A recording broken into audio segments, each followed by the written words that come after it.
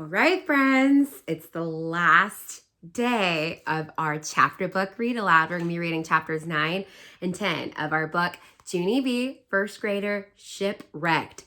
Let's see what ends up happening with Miss Junie B and her play. Chapter 9, Shipwrecked. Thursday, dear first grade journal. Tonight is parents' night! Tonight is parents' night! And good news, Roger came back to school today, only now he has a little bit of a cold. But who even cares? Because yay, he's going to be land. We practiced our play 3 more times today. It went very good. Except for Sheldon doesn't want to sail to Jeremy Roger, plus May kept on hogging the whole entire ocean blue. From Junie B, first grader. She's so silly. As soon as I finished writing, the bell rang to go home. I quick put away my journal and I skipped out of room 1 very gleeful. Gleeful means she was really happy. Only that night after I ate dinner, Mother and Daddy drove me right back there and I skipped back in. And guess what? There were parents snooping everywhere. They were snooping at our bulletin boards and snooping in our desks, and they were even snooping in our test papers. All of the children had tension in us, because every test can't be a gym, you know? Then finally, Mr. Scary saved the day. He clapped his loud hands together, and he said it was time for the play. Then, whew, all of us got relief on our faces, and we hurried to the auditorium as fast as we could, and we quick put on our costumes. I tapped on Sheldon very giggly. My stomach has flutterflies in it. Does yours, Sheldon? Does your stomach have butterflies in it? Just then, Roger sneezed real loud near Sheldon's ear. Sheldon made a sick face. Then he quick held his nostrils again, and he whispered that word, Jeremy boy. Pretty soon, Mr. Scary made the shh sign. Then he smiled at us in our costumes. Okay, people, it's showtime. He whispered very excited. He did a happy thumbs up. We did a happy thumbs up back. Then very slow, Mr. Scary opened the curtains and our Columbus play began. Lucille and Jose walked to the middle of the stage. Hello, sailor. My name is Richie Queen Isabella, said Lucille. Jose did a bow. Hola, Queen Isabella. My name is Cristobal Colon. I would like to look for a new trade route to China. Can I please have some money to sail the ocean blue? Lucille reached into her purse. Okay, here's the money, but please bring back the change, she said. After that, Jose bowed to Lucille again, and Lucille curtsied to Jose, and they walked off the stage. The sailors hurried to their places. My heart pounded and pounded inside me on account of after the sailors came, the ships. Mr. Scary lined us up to go on stage. Good luck, you 3, he whispered. Then wowie, wow, it was time. I swallowed very hard. Then me and May and Sheldon sailed right onto the stage, and we started to say our lines. I am the Pinta, and I am the fastest ship, I said. I am the Santa Maria, and I am the biggest ship, said May. Then Sheldon started to say his line too, only too bad for him, because just then Roger did another loud sneeze, and you could hear it everywhere. Sheldon scrunched his face very disgusted and looked back at him. Oh, I am the Nina, and Roger should wash his hands, he said. Me and May looked surprised at that line, but Mr. Scary whispered, keep going. Jose walked out and said his next words. 3 fine ships, just what I need to sail the ocean blue. Tomorrow, we will begin our journey. After that, Shirley walked out with a big sign. It said, okay, now it's tomorrow. The audience did a chuckle, only I don't know why. Then Camille and Shamil stretched their ocean waves across the floor. And hooray, hooray, all of us ships began to sail to Roger. There was a curvy line on the floor of the stage for us to follow. We were supposed to sail side by side, very perfect.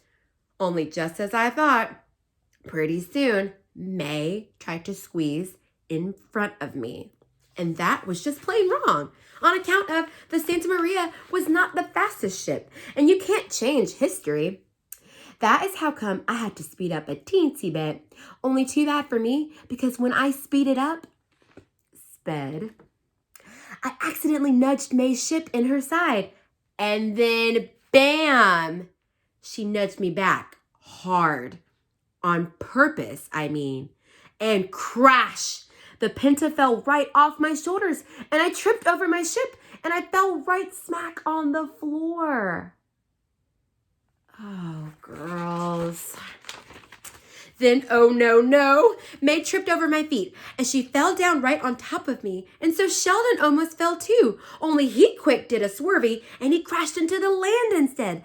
And then kaboom! Both of them fell on the floor across from us. And that's when the worstest thing of all happened, because all of a sudden, achoo! Roger sneezed in Sheldon's face, and it went right directly up his nostrils. Ah! Yelled Sheldon. Then he quick tried to get up, but he just kept falling down again. And so Mr. Scary rushed onto the stage, and he stood Sheldon up on his feet. Only more bad news, because Sheldon pulled away from him, and then vroom! Fast as a race car, he sailed straight back to Spain, and down the steps, and off the stage, and right out of the auditorium door. I did a gasp at that sight. Then I sat there sickish and frozen.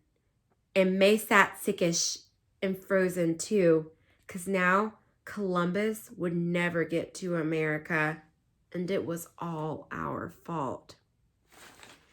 Chapter 10, surprise. Man, I don't know about you, but chapter 9 was jam-packed with so many action-packed things. I hope maybe there's a central message in the story. Remember, the central message is the lesson.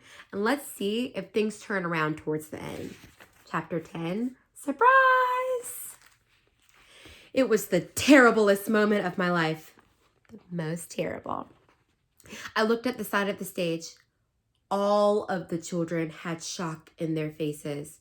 Plus, Mr. Scary had shock in his face too. He quick hurried over to close the stage curtain.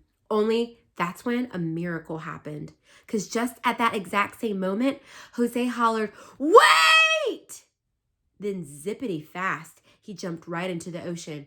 And Christopher Columbus swam to America. He did. He really did. He swam like the wind, I tell you. And he landed right on Roger. And all of the audience clapped and clapped. Because Columbus got to America after all. And that is not all the happy news either. Because the play was last night. And so today, Mr. Scary brought a delicious cake to school. And we are going to have a Yay Jose party. Only there is still one teensy problem. On account of some of the children aren't actually speaking to me in May because of what happened in the play. And so lucky for me that my bestest friend named Herbert got back from the virus today. Because he already helped me write apology to room 1. I'm going to read it after we have cake on account of children are in better moods if they have sugar in them. Here are the words I wrote to say. Dear room 1, except for not actually May, I am sorry I fell down at the play. I am going to take all the blame for what happened because that will be big of me, I think. And so I am not going to mention about how I got rammed in the side by another ship real hard, like an iceberg. Thank you for not being mad at me. You are a delightful bunch. Your friend, Junie B., first grader. P.S. In the next play, I will be a mouse. On account of ships can sink, but mice just float, usually. And so a mouse play is still the way to go, I think. The end. Well, it seems like our little friend Junie B. still has a little bit to learn in the responsibility department. It seems like she needs to take some ownership of her actions too. Nevertheless, I hope that you all enjoyed our fun book. Love you so much.